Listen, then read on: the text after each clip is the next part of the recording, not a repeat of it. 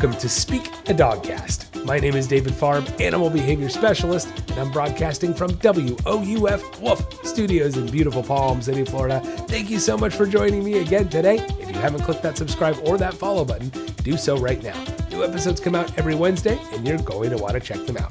Now you can also follow me on Instagram at Speak a Dogcast and become a patron of the show today at patreon.com/speakadogcast. And you can also find me on YouTube at Speak a Dogcast if you're more one of those visual learners. Yes. Now on today's show, guess who's coming to the front door? It's everybody. And we got to teach our dogs to deal with it. Yeah, if your dog gets a little too crazy, a little too barky, maybe jumps, we're going to learn how to get all of that under control. Then we have a segment on trick training. We're going to learn all about tricks. Fun tricks. Everybody knows the sits, the stays, the lie downs, maybe even the go to your spot, all that kind of good. But what about the fun stuff? What about the fun tricks that are just a lot of fun, enhance the relationship with your dog, and also push your dog out of their comfort zone to make them grow, right? Give them confidence. That's what it's all about. So we're going to talk more about trick training. And then our first pet segment has actually come to an end. I know, I'm a little bummed, I'm a little sad, but we only have so many presidents and I can only do all the segments on. So yeah, it was really neat. It was such a fun segment. I really actually enjoyed being able to share all that information with you guys. It was fascinating. It was educating. And I mean, really, it was quite entertaining hearing all those stories and learning all of these neat things you just never knew about the animals and the President of the United States. Look, if you're a newer listener and you haven't gotten a chance, you didn't get a chance to hear the first pets, all of my episodes back, I think we started about episode 75 is when we started the first pet segment, and we talk about all of the United States presidents, their pets, the animals, and how it had a profound impact on the country. It was really quite neat. So unfortunately, that has come to an end, but that means we have a new segment taking its place. Now, this new segment is actually going to start next week. And it's going to be a segment on mascots and universities, right? How in the world did all these animals come to be involved as being mascots at colleges and universities across the country? There's history behind it. There's fascinating stories behind it. So we're going to dive deep into that. But that segment will start next week. Today, though, we still have our listener Q&A segment. And if you guys have questions for the listener Q&A, keep on sending them my way. You can email me, questions@speakadogcast.com, or feel free to message me on social media. And of course, guys, if you want to do virtual training with me, I'm still offering those free consultations until the end of May. So be sure you take advantage of those free consultations. We can get going with virtual training, and it will be awesome. Email me, questions@speakadogcast.com, or once again, message me on social media as well. Now, before we get going with today's show, I have to give you the trivia question. And today's question is going to be, what was the first animal used as a mascot for a university? Yes, what was the first animal used as a mascot for a university? Very appropriate question today. I'll give you the answer somewhere in today's podcast, so be sure you stick around, sit, stay, and enjoy the show.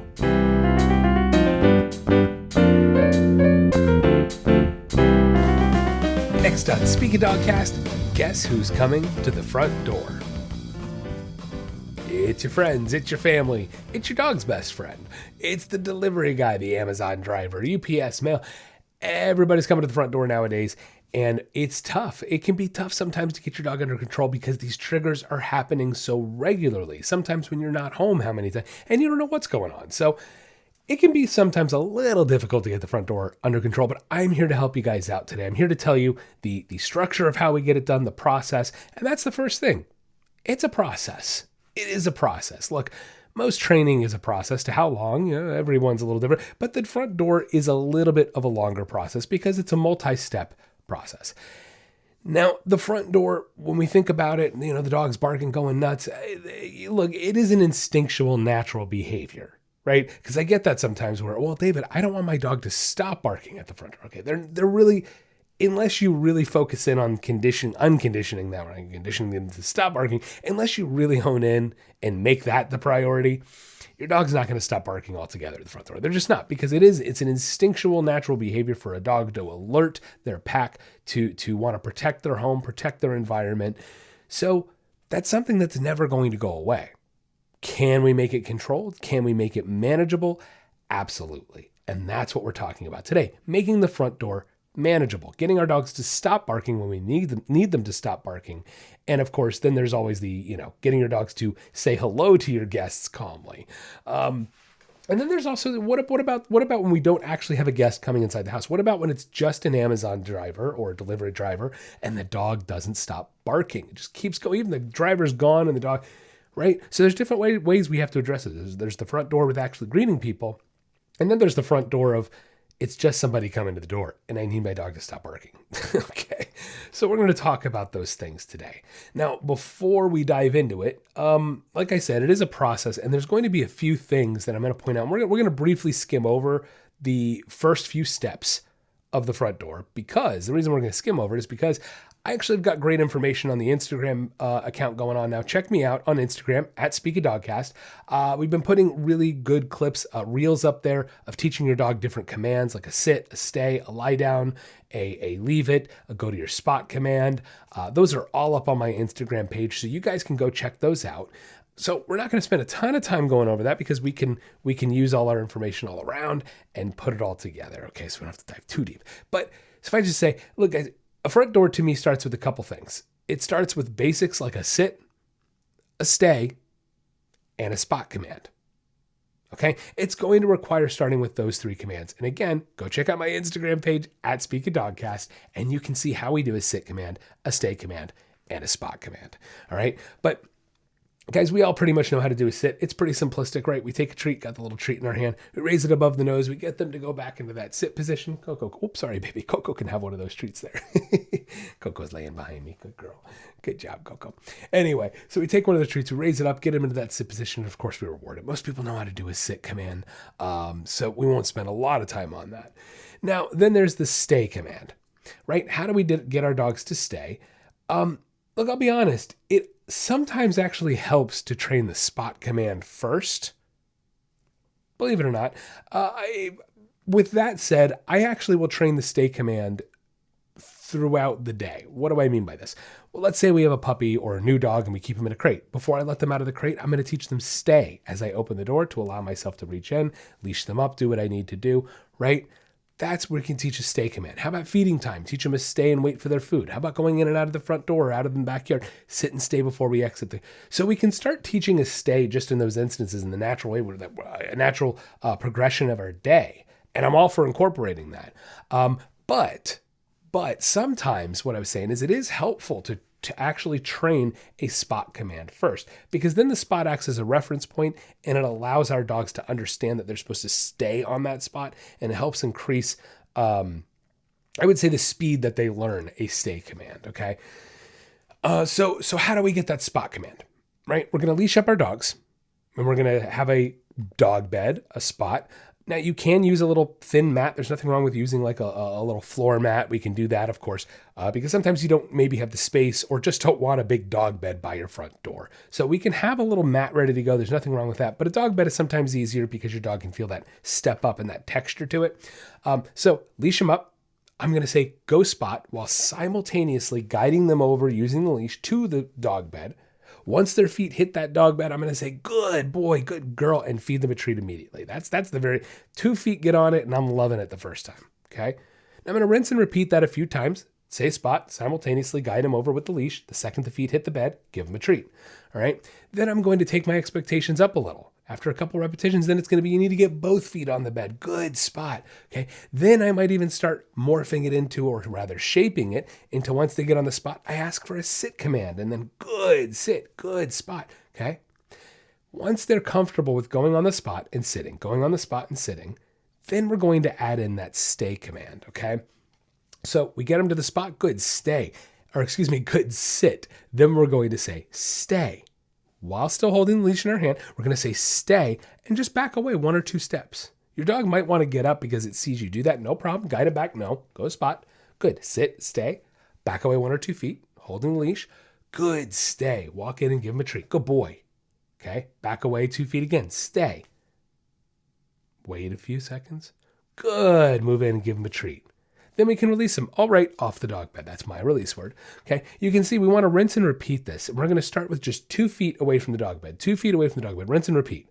Then we're going to go 5 feet away from the dog bed, then 10 feet away from the dog bed, so on and so forth. So we can start actually moving around while your dog continues to stay on the dog bed. This is how we teach a spot and a stay simultaneously. It's wonderful. All right. Next step after we teach a sit, a stay, and a spot, right? They know these commands. They know them solid. We're good. We're doing great. We're putting the dog bed in different places around the house. They're totally comfortable with it. Then we're going to take the dog bed and we're going to put it by the front door. Continue to practice a sit and stay while backing away toward the front door. Then we're going to start adding in little triggers, right? What about touching that doorknob or door handle? A lot of times just rattling the handle will make your dog want to get up or get excited. Teaching them no, stay, go back to your spot, right? It allows us to run through these triggers to trigger the excitement and teach them to, instead of getting excited, remain relaxed and stay on your spot. And they keep getting fed for it, all right? Then we're going to practice opening and closing the door. You can see how I'm taking this baby steps, right? What was the very first thing I said in this? Guys, it's a process. It is a process to teach the front door, but you'll be amazed. If you practice these, these little repetitions, you can hear I'm doing these segments, right? We start with just a sit command. Then we start with a stay and a spot command. Then we build it up to being able to move around and walk around the dog bed with a stay with a spot command. Then we're going to move the dog bed all around the house. Then we're going to take the dog bed and put it by the front. You see these little segments we break it up into. If you practice like each of these segments for 2 days at a time, I think you'd be shocked that within about 14 days, if you were consistent about it, you practice these little segments multiple times a day in little good training sessions, you'd be shocked. About 2 weeks, you'll have your dog mastering this. But you have to put in the time and you have to be a slave to the process on this. I'll be honest, you do. This is just what it takes. Some dogs take to it like candy, man. They get it. They sit here, stay, cool, no worries. I'll bark and then be done and all good. And we're going to talk about once the dog finally does bark as well. But okay, so getting back to it, sit, stay, spot, moving toward the door, jiggling the door handle. And now we're going to open the door very carefully, guys. This is the next step. I need you guys to be very safe about this and don't be silly. Don't be not using your brain. Use your brain here. All right. And when we're opening a front door to a dog that may bolt, let's be smart. Number one, let's put ourselves between them and the front door so they can't just run by us. Don't just back away, okay? Second thing is when I talk about opening the front door, I open the door like 6 inches to start with, because if they do decide to bolt, 6 inches isn't enough for them to get out when they're a couple feet from the door at least, and close the door and we're good, okay? I start with 6 inches, then like a foot, then 2. I take my time. It's a process, because the more you take your time and build them up and gain these successes as opposed to the failures, the more likely your dog is going to want to continue to do the right thing. Okay, so make sure you have yourself in a position between your dog and the front door. This might be a time to start using a training leash. Maybe we need to pull out the 10-foot leash, maybe the 20-foot leash. That way, if they do get by you, you can at least still step on the leash and stop them from getting out the door. Guys, be smart about this stuff. If you live in a high traffic area, be careful. Be smart, and maybe have a second set of hands, a second person ready to go, ready to help with this, because I really need you guys to be safe about this stuff. If you're unsure or you're not certain, make sure you contact a professional. Okay, so we've been practicing opening the door. Let's say we're getting to a point now where the door can stay wide open. My dog continues to sit on their spot. All is going, it's great, right? Cool. You're going to rinse and repeat that for 5 days a week, whatever. I mean, if you can do it longer, awesome. Okay. The more you practice this without anybody at the front door, the easier it will be when somebody does come to the front door. Okay. Because that's going to be the next step naturally, right? Okay. So we have the dog doing awesome. They don't care. Open, close the door. Before we bring the people over, there's one more step we can do, and y'all know what it's probably going to be, right? Ding dong. We're going to ring that doorbell. Yeah, we got to ring the doorbell, and the dog's going to go nuts, right? Probably, maybe. Sometimes you might be surprised. You've been teaching them to just be calm at the front door and on a spot. Then when you ring that doorbell, you might get a questionable woof. Should I bark? Again, it won't go away. Trust me, it'll come back. But yeah, we got to add in the doorbell noise and that trigger. Now, look, ideally, I want to practice this doorbell exercise with either somebody else that lives in the house, right? So instead of when mom or dad comes home from work or wherever, okay, instead of coming in maybe like through the garage or something like that, if you don't come in the front door, why don't you come to the front door and ring the doorbell as if you're a neighbor coming over, a friend coming over, okay? That way you can practice this, because, not everybody wants to sit at the door for 5 minutes or 10 minutes potentially and wait. So it's good to practice this with people who are going to want to help and be okay with waiting. But once we finally get to it, we have to put a person at the front door. Okay, that's all there is to it. So maybe we'll ring the doorbell, and what's going to happen? The dog's going to bark. Now, Don't go into the front room by the front door screaming, oh, stop barking, blah, blah, blah. No. We're not yelling at them. We're not going to scream at them. None of that stuff. I don't mind a sharp, like, hey, nothing wrong with that, guys. Nothing wrong with jolting them out of it. But like having a conversation or yelling at them or whatever, it's not going to help. Okay. So I don't mind jolting them out of it with a little redirection of it. Hey, because that's what I do. Say, hey, come here. Let's go, guys. Come here. Go to your spot. Right? Coco, you're listening so well. You're a good girl. She's watching me back here in the pineapple. Right? So you can jolt them out of it in that sense to redirect their focus back to you and then say, go to your spot. Now, if you have practiced that spot command enough times at this front door, guys, it won't take much to redirect them out of that barking. Now, if they're more an intense barker, yes, it could take a little bit more work, a few more repetitions. But I promise you stick with it and you're consistent and you jolt them and don't have a conversation and you make it very, right? They'll understand. Because like, oh yeah, that's right. I go back to my spot and I get food. Heck yeah. Okay. All right. So that's what's going to happen when the doorbell finally rings when there's somebody there. It's unexpected. We're not just working through it and practicing it, right? That's what's going to happen. They're going to bark. You're going to jolt them out of it in the sense of to redirect it. And you're going to tell them to go to their spot very calmly. Okay. Now, then this will be the first time we've worked it with a person at the front door, right? So this could get a little exciting. Now our dogs, and I should have mentioned it, and maybe I haven't mentioned it enough times in the segment. Guys, your dog should always be leashed up throughout this whole process. Always. You should always leash up your dog whenever you're training any new behavior. That's a rule of thumb right there. Okay. So want to mention that. Make sure you leash up your dog. So rewind a little bit. Doorbell rings. Someone comes to the front door. Dog barks. I say, go to your spot. My dog goes to their spot. I give them a treat. And then I'm going to make sure I go get the leash at that moment and leash them up before I open the front door. So important, guys. So important. Small detail, may seem obvious, but very important. All right. So make sure you leash them up before you open the front door. Then we're going to open the front door very slowly in only a couple inches again. And if the dog pops up, put them to the spot, right? Because again, this is the first time a person has now come to the door. We have an extra layer of excitement on there. So we need to be ready for that. And we're going to take it slowly. All right. Open the door a few inches. If my dog gets up, I close the door and I put them back on their spot. Another rule of thumb here with the front door exercise, guys. Anytime the dog gets up off their spot or does what I don't want them to do, go back to the last place you had success. So if the door wasn't open and the dog was doing great and I opened the door and now the dog's not doing great, we're going to go back to the door being closed and back to their spot. Got to make sense, right? Go back to the last place you had success in order to be able to move forward. Okay. So it's again, it's really just about conditioning these behaviors and being on top of it and being thorough. That's what it really comes down to. Making sure you have conditioned this behavior of sit, stay, on the spot, doorbell rings, conditioning that process enough times so that way when the person does come to the door, it's not that big of a deal. Okay. Then once I do finally get the door open more than 6 inches, right? Enough that the door's open, my dog is staying. I'm actually going to ask my guests, hey, do me a favor, just hang out on the front porch for a minute. Don't come inside yet. Just hang out right there for me for just a few minutes because we need to make sure our dog is continuing to do the right thing. We can't just open the door and go, all right, you're good. Because what's going to happen? They're going to bolt off that bed, overexcitement. They're going to lose their mind or they bolt out the door. Either way, not good. All right. So we've got to slow it down. We're going to sit there for a couple minutes, maybe, depending on how calm the dog is, with the door wide open, guest outside, dog on the dog bed. We're all just hanging out. I'm intermittently walking over and rewarding and treating my dog for continuing to stay.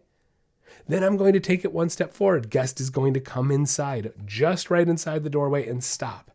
And I'm going to be ready, right, to redirect that behavior. If my dog pops up off the dog bed, I ask the guest to turn around and leave, go back outside. Dog goes back to the dog bed. Last place we had success. Goes back to sitting on the dog bed. We invite the guest in again. Dog stays that time. Good boy, give him a treat. We take this baby steps. Look, guys, I'm telling you right now, it could take you 20 to 30 minutes, potentially. Depends on how much you practice it, and it depends on the dog a bit too. But it could potentially take you 20 to 30 minutes to get a person in your front door the first time. That's just what it is. But the second time you do it, it'll be 18 minutes. The third time, 15 minutes. Fourth time, 10 minutes. And before you know it, you'll have this process sped up completely. All right, so guest is inside the front door, dog's on the dog bed. We're hanging out, all is well. The dog is giving me relaxing signs. They're not whining. They're not antsy. They're not fidgety. They're just laying there chilling. Cool. Guess what? That's when I'm going to pick up the leash and say, okay. And I'm going to slowly and controlled guide them over to the person. If they start to pull me toward the person, if they start to get in, we're turning around, going right back to that dog bed again. Wait for them to relax. Try it again. Okay. If it's nice and controlled and the dog is looking up at me and maybe I can stay 5 feet from the person, well, then I'll release the dog and he gets to say hi.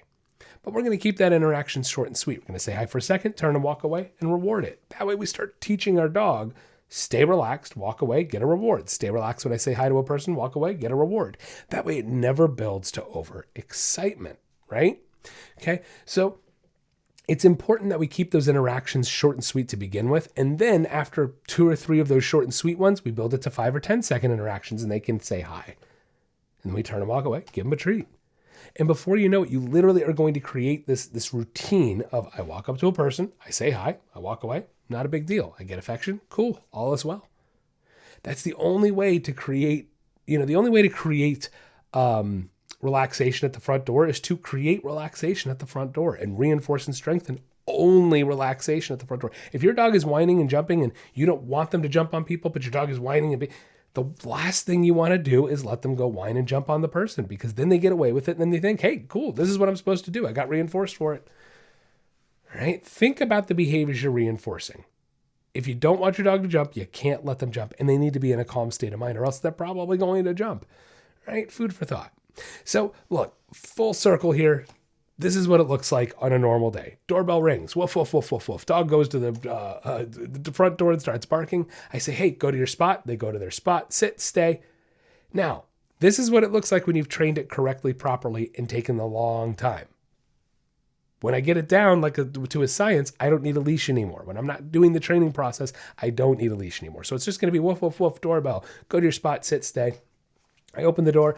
Oh, hey, what's going on, guys? Come on in. They come inside right away. I look at my dog. He's being calm. I say, all right. He gets up. He goes over, wags his tail, says hello, but doesn't jump, doesn't get overexcited, doesn't start whining, doesn't go crazy, doesn't none of that.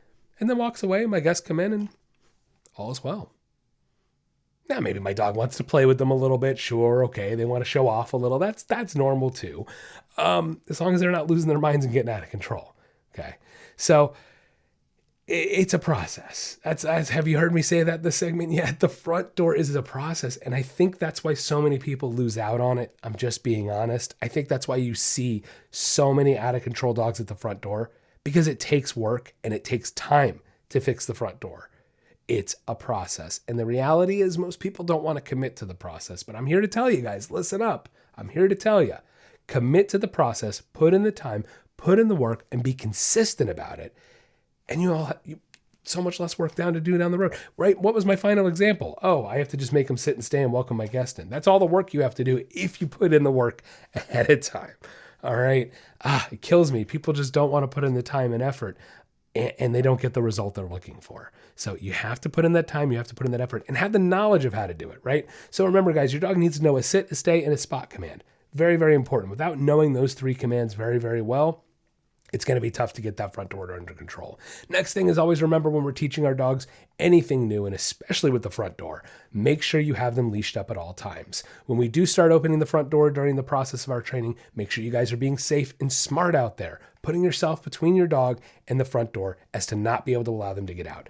To be extra safe and extra cautious, we can put 10 and 20-foot training leashes on our dogs to make sure we have extra leash to grab onto in a worst case scenario.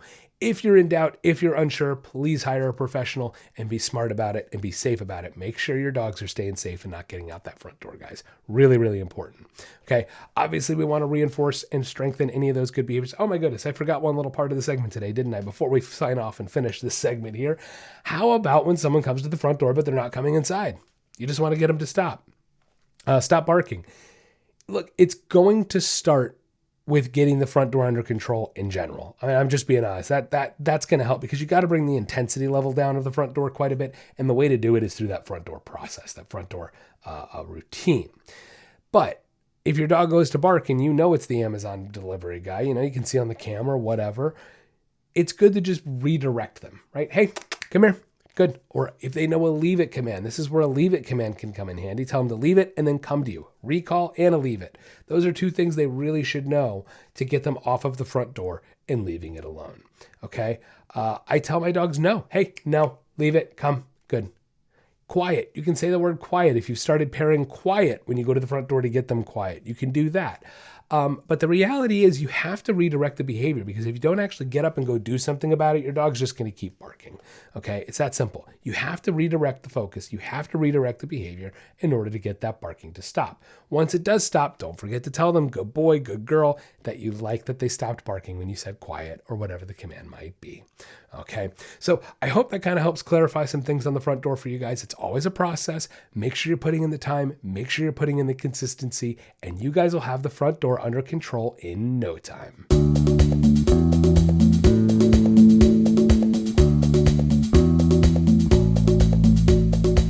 Are you tired of your dog barking all the time? Or maybe you want them to stop jumping on people when they come over? Or does your dog take you for a walk instead of the other way around? Well, we can help. At The Nature of Training and Speak a Dogcast, we are committed to improving the relationships and lives people have with their pets. No matter what behavioral issue you are experiencing, from an unruly puppy to more severe issues, we can help. Our virtual training programs are catered to you and your pet and create a training plan that gets results. For more information, you can check out our website at www.thenatureoftraining.com or find us on Facebook or Instagram at Speak a Dogcast. With the ability to connect, teach, and train with pet owners around the world, together we can make a better home for our furry friends. The Nature of Training and Speak a Dogcast, helping you achieve success with your pet.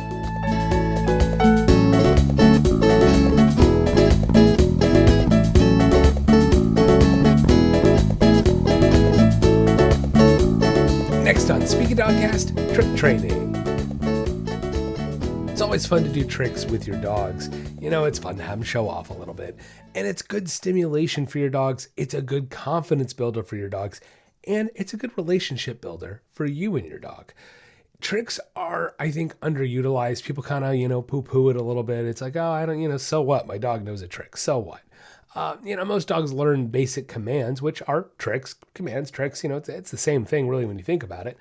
And most dogs know the basics, like a sit, a lie down. Some dogs know a stay, maybe. But when we start talking about more of like the fun stuff, that's what we're going to get into today. How to train some fun tricks. Okay. Now, first thing I am also going to say is, the visual is going to help. So check out my YouTube channel. We're going to go over it a little bit today visually, but if you really want to dive into it, become a patron of the show today. Be sure you check out my Patreon page, patreon.com/speakadogcast. We're still building it up. We're still getting it started, but it is growing. It is growing, and we're going to be putting some awesome trick training videos up there, exclusive just for my patrons. So be sure you check it out, my Patreon page at patreon.com/speakadogcast. We're going to get into that trick training. It's going to be a lot of fun. My buddy Riker back here, he's going to help me out teaching you guys some fun tricks and teaching him a lot of fun tricks. A lot of these things I'm going to be teaching him, I actually haven't taught him yet. So I'm excited to show you guys the process of it, have you be a part of it, and then do it with your dogs at home. So we're going to cover a little bit of it today, but we're going to really dive deep on that Patreon page. So that's coming soon. All right, so tricks. The first thing I'm going to say is, what are my core tricks? My core commands, if you will, not necessarily tricks, but like my sit, stay, lie down, leave it, drop it, release word, and a spot. I'll even throw my spot in there too, right? Like that's like 6 or 7 of the core commands. We could go a little further with it too, but that to me is the most important ones that are utilized for everyday training, for everyday work, for just your dog being a part of your family. Okay. So it's important that you start with the basics. And again, you can also check out my Instagram page, at Speak a Dogcast. I've done some videos on some of these commands, like the sit, the stay, the lie down, the leave it, the spot command. So some of that information is already up there on the Instagram page. So be sure you go and check it out. Now, when we start talking about fun tricks though, what am I talking about? What's a fun trick? We can do all kinds of stuff. We can do a backup, teaching our dogs to back up in place. We can teach our dogs an army crawl, get that on the ground and crawl. I love that one. That's just fun to train. We can teach them an on their side, or like a play dead is, what people call it, on your side command. The on your side, did I put that? Yeah, actually that's on the Instagram too. I showed how to teach that one a little while back as well. So Instagram's full of good stuff. I got to get even more good stuff up there, but it's got a ton of good info as it is. But yeah, an on your side command is a fun one. One that's kind of neat to me that I really like to do is like a hide your eyes, or some people call it like the guilty pose or the praying pose. Different names in different ways. It's context of whatever the command they call it. But you can teach your dog to actually put their feet up on something and then hide their eyes, right? Like they'll actually hide their eyes under their paws. It's really cute. I've trained that one a few times. That's a lot of fun. So all these different fun commands. So let's start with the backup. I've talked about this one before, so this is going to be a review, but a backup command. This is also not just a fun command. It actually can be quite useful. There's times I've used the backup just as kind of like a useful thing. So in order to train a backup, what you're going to do is you're going to find yourself a nice wall, right? A nice bare wall that you have in your house, outside, inside, whatever. Find a nice bare wall. Then you're either going to take chairs or maybe your dog's crate or something like that. And we're going to create a little corridor, right? So we're going to have the wall on one side, and then we're going to line the chairs on the other to create this nice little corridor. And then we're going to bring our dog into the corridor. And the first thing I'm going to tell you before we bring the dog into the corridor, what's it going to be, guys? What's it going to be? It's going to be to leash up your dog. Anytime we're training something new, it's important that you leash up your dog when you're working with them, because you're going to need to utilize it at some point, and it's better that you have the leash on than not. Okay, so we've created this corridor. We're going to walk into the corridor, right? Now I'm here, my dog is right here, and then I'm just going to push into them and do a little back up command. I'm just going to walk into them and say, back up. And the thing is, they're in this corner. We got the chairs on one side, the wall on the other. They don't have anywhere to go. If you're walking into them, they're going to back. Well, we may have to edit that in the post-production. I had a little bit of technical difficulties there. My mixer cut out for just a moment, so we'll whatever. We'll just have to fix that in the post-production. So I apologize for that. Anyway, so you teach them to back up, whatever the hand signal you want that to be. They're going to learn to back up. So once they back up a foot, you say good and give them a treat. Then they back up a little more, give them a treat. Okay. So you're going to actually physically push into them. Now, after a couple repetitions of just walking into them and then backing up, I want you to take one step into them when you say back up, but not actually move into them, and they're going to still back up. This is how we teach them to back up with us standing still, right? So without that motion of pushing them backwards, I take one step and stop moving and let them continue moving. Reward it. Kind of makes sense. All right. You want to do this with the barriers for a while, because the problem is if you remove the barriers too soon, the dogs start backing up and curving. They do. They don't back up so straight and they start turning. So you're going to want to keep those barriers there for a while. Then slowly remove the barriers. Maybe just have one chair, right? So that way we start with that corridor with just one chair. But once he backs up, it disappears. And so he continues to learn to do it whether the barrier is there or not. Okay, I like the backup command. It's a good one to start with. It's a fun one because it's very easy. It's very simple, and that the dog understands there's a boundary. There's a boundary on either side. So it's very easy for them to get it. Anyway, all right, so that's the first one, is the backup. The next one we're going to start with is that fun army crawl. I like the army crawl too. That's a good one. Now, there's a couple ways we can train this. First, it's important that your dog does know a lie down command, right? Now it's a core command, so they should know that. Now, once they have the lie down, we're going to have them down in a down position, and then I'm going to take a little treat, and I'm going to put it in front of their face on the ground, right? They're already going to lie down, and I'm actually just going to take the treat and try to guide it ahead of them and get them to lie down. If they pop up, I'm going to remove the treat, say no, and then say lie down again. Get them in that lie down position. Then I'm going to guide the treat forward just a little bit on the ground and get them to, if they take so much as one little crawl motion forward, guys, give them that treat right away and say, good crawl, or whatever the term, again, whatever command you want to put with it. Okay, good crawl, good crawl. Okay, then rinse and repeat. If I can get one paw forward, two paw forward, and start with that, get that over and over, just the two paws forward over and over, because before you know it, your dog's going to want to keep crawling.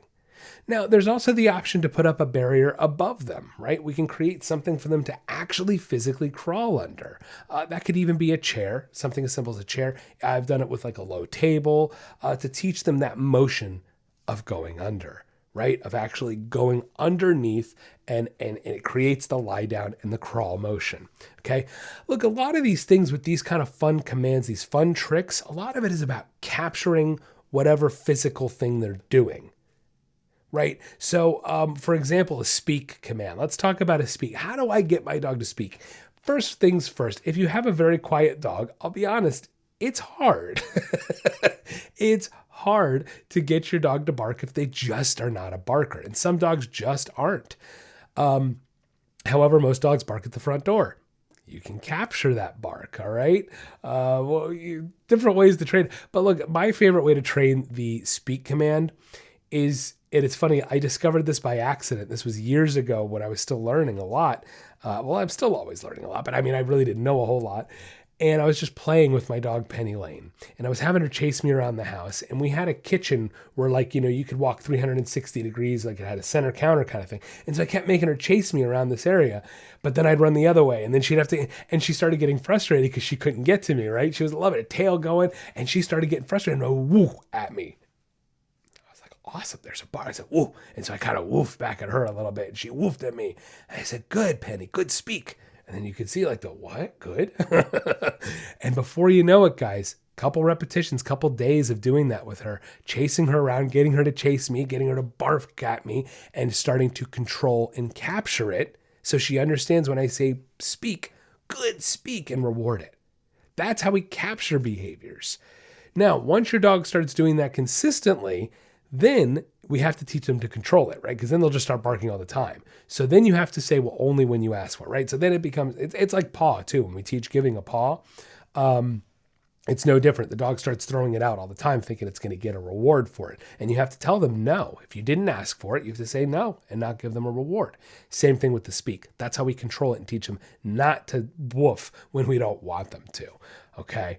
A lot of these fun tricks. I love them. It's too much fun. Again, guys, people think tricks are just kind of this silly thing, but I'm telling you, like even that playtime I had with Penny and teaching her that woof, it was a bonding experience for us, and it was an enhancement in our communication. Sounds silly, I know, but it was, because it taught her to look for something that I wanted her to do. And all of a sudden she started realizing doing stuff that this, figuring out how to do things he likes. It's fun. It gets me affection. It gets me food. We're playing. Like, it was all good stuff for her. And so it really enhanced that bond and that relationship that we had. And Penny and I were close, man. I mean, I miss her. I was thinking about her a lot today, actually. And man, it's crazy. She's been gone over 2 years, and it's just like some days are still tough. They're not here long enough, It stinks. Anyway, let's not get off topic. Let's stick to the fun stuff. All right. How about a turn command? Oh, I love doing a turn too. A spin, right? Getting them to spin in place. This is pretty simple, guys. We're going to take a treat. I'm going to take a treat in my hand, and while they're standing there, I'm going to take the treat and actually guide it. Like guide the motion. Take the treat and whoop, right? You're watching me do it with my face. I'm following the treat, even though I don't want the dog treat. But you guide that face around. And if they even so much as start to turn, I say, good, turn, and give them a treat. Even though they didn't do the 360. If they so much as start to turn. I think that's a mistake a lot of people make. Speaking of, we should put that's a mistake a lot of people make. They want the dog to turn 360 degrees. And so they don't reward when the dog turns 15 degrees the first time. We have that expectation of, well, they're not turning 360 degrees, so why would I reward that? It's all about shaping behaviors. Your dog doesn't understand you want them to turn 360 degrees. So if they don't understand a full circle yet, I got to reward 15 degrees, then 20, then 90 degrees. And oh, look at that, they did a 180. See what I'm saying? That's how we shape it. And I use it by just guiding the treat around. Good turn. And then eventually I end up making this my mode, right? Because I'm actually naturally doing this with the treat, guiding them around in a circle. And so this ends up being I take the treat away eventually, take the bribe away eventually, and turn it into just a hand motion. Okay. This is what training is. It's training commands rather. It's all about setting them up so you can capture a behavior and then shape that into even a larger behavior, a bigger behavior that you're looking for. That's all trick training is, guys. It's not magic. It's not like anything crazy. It's learning how to create behaviors you like and capture them, shape them, and reward them, and strengthen them, right? So a lot of fun trick training. I absolutely love it. How about a lot of people teach, most people know how to teach dog give a paw, but you can actually take that little step further to make it just a little more fun. What about teaching your dog a wave, right? So you can actually ask them to like wave at you and then they're not relying on a hand being there. You can actually evolve that from giving a paw. So I ask them to give me a paw, right? You go to put your hand out again, and I slowly start taking my hand away a little bit and saying, good, as they keep trying to hit it, even though they're not hitting it. Good wave, good wave. And that's how my dog can understand a distinction between a wave, getting the microphone there, a wave and a paw. Tell you what, having the video, it's like I can be more visual, but I got to not whack my microphone. Having our YouTube channel here. Speaking of, fun plug, if you haven't checked out the YouTube channel yet, be sure you go check it out. We're going to get more and more dog videos up there. Right now, you can check out all of the episodes up there. All of my episodes are up. So if you're more of a visual learner, go check out my YouTube channel at Speak a Dogcast, right? But anyway, you can evolve a wave command from giving a paw command. Okay. Another fun one I like to do is standing up on your feet, right? If they're in a sit position, I want them to just get on all fours. That's a fun one. You can go from a sit to an all on your feet to a lie down. Okay. So on your feet, basically, I leash them up because we should already have them leashed up, and I put them in a sit position. And then all I do is just pull forward a little bit on the leash just to guide them forward and say, on your feet, or stand, or whatever the command you want it is to be. And when they pop up, I reward it. Start thinking about, like, if you have an idea for a fun command to teach your dog, something really fun, start thinking about how to shape it. What's the baby step move to get me there, right? So if I want my dog to stand up, I got to think really big. So, well, he needs to stand up. I'll just guide him into a stand-up motion. Boom. Capture it, reward it, strengthen it, rinse and repeat. Okay. So a lot of fun commands, guys. This is like scratching the surface. I mean, there's so many more I'm thinking of in my head right now. And so we're going to put a lot of these onto my Patreon page, and we're going to really get into depth. We're going to actually have full videos of me working with Riker, teaching him a bunch of fun new commands, fun new tricks that he doesn't know that you guys can teach your dogs at home as well. So if you want to check out my Patreon page, patreon.com/speakadogcast, become a patron of the show today. And we're going to dive even more in depth on some fun commands to train your dog. So I hope that kind of helped out today. You guys can have some fun information to take home, take and train your dogs, keeping them stimulated, giving them something to do, and of course, always enhancing that relationship with your pet. So get out there, have some fun, and train some cool commands with your pup today. The answer to today's trivia question, what was the first animal used as a mascot for a university? It's Handsome Dan, the bulldog from Yale University. Now, this isn't 100% certainty or fact. It is believed that this is the case. And this all started because a student from England named Andrew Graves brought the first Handsome Dan to football and baseball games in 1889, according to the Yale News. There has been a continuous line of them ever since.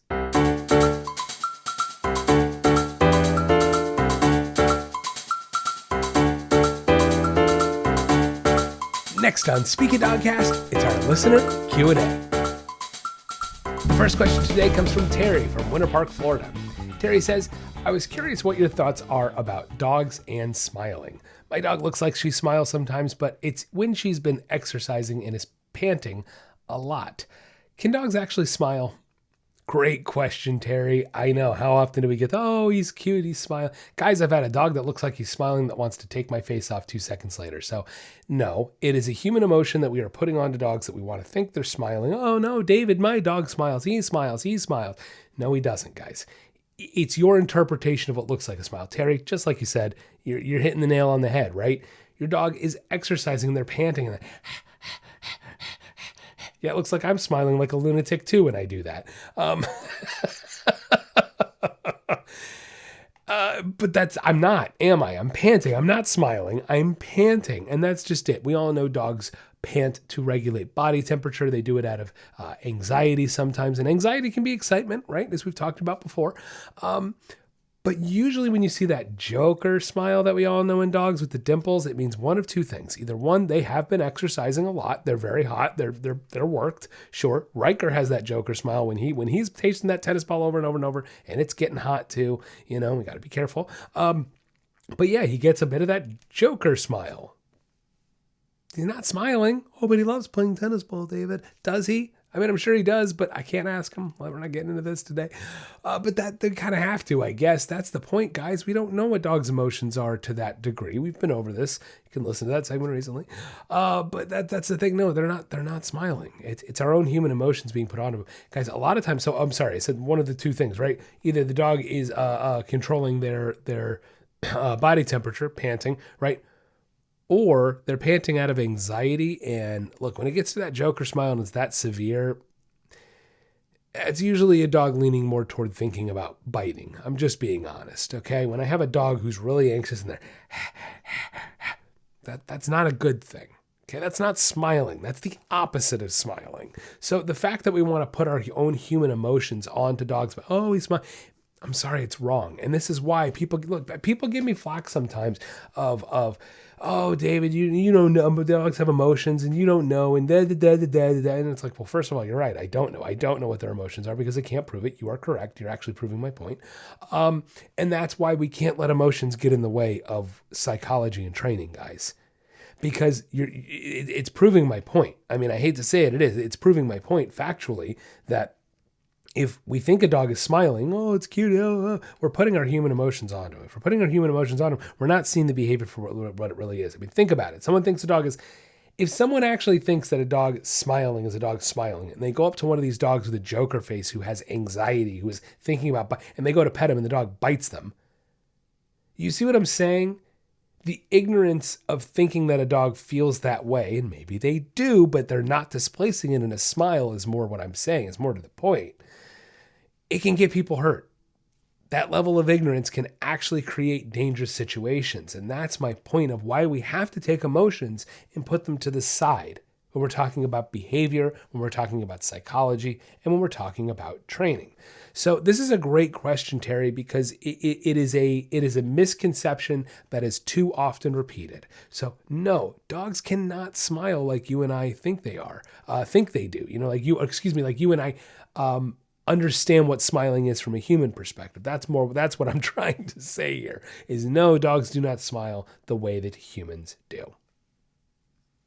Next question. This comes from George from Columbia, South Carolina. George says, my wife and I are getting ready to adopt a dog for our family. Our kids are getting old enough now that we're ready to take on the responsibility. My wife and I, we both grew up on farms with hounds and collies, but we live in a neighborhood now, and I don't think those breeds would be the best fit for our lifestyle. Any suggestions on a breed? Hey, this is a great question, George. It can be tough to decide what breed is going to be best for you. And you have to ask yourself a couple questions. You have to ask yourself, and you're already on the right track. I love it. You and your wife, thank you, by the way. You're considering this. You're thinking about it. You're being smart. You're thinking, hey, we're not on a farm. Maybe a collie is not. We're not going to be exercising that quite enough. So those are the questions you have to ask yourself. How active are you guys? What are your hobbies? What do you like to do? Are you going to be able to walk this dog for a long time, a little bit of time? You have to ask what your criteria is to find the dog that's going to best suit your needs and your lifestyle. To me, you grew up on farms, right? You guys are probably more active, I'm guessing. Potentially. You like the outdoors. And so look, if I'm going from purely that standpoint of you guys are maybe outdoors people and you have kids, my default, because I personally love them, retrievers. Best damn dogs on the planet. I don't care what anybody says. And I'm talking best overall, well-rounded, overall for a average dog owner dog. Retrievers are hands down the best, guys. Because I know people go, oh, border collies are the best dogs. Yes and no. They're the smartest, but does that make them the best? Is it going to be the best dog for someone living in an apartment that can't exercise their dog for 4 or 5 hours a day? No. So best kind of dog is a relative term, right? But in my opinion, if I have to pick one type of breed, if I'm going to go with one specific breed, I'm going to say Golden Retriever because I just freaking love them. They're my favorite dogs, hands down, not even a question. I love them. They're the best. But you can't go wrong with a Lab. You can't go wrong with all the different retrievers, flat coat retrievers. You don't see those as much anymore, but point is, retrievers, guys, those are my favorite dogs. Now, George, if you're looking more for a smaller dog or a medium-sized dog, I like corgis. I do. I think they're actually good dogs.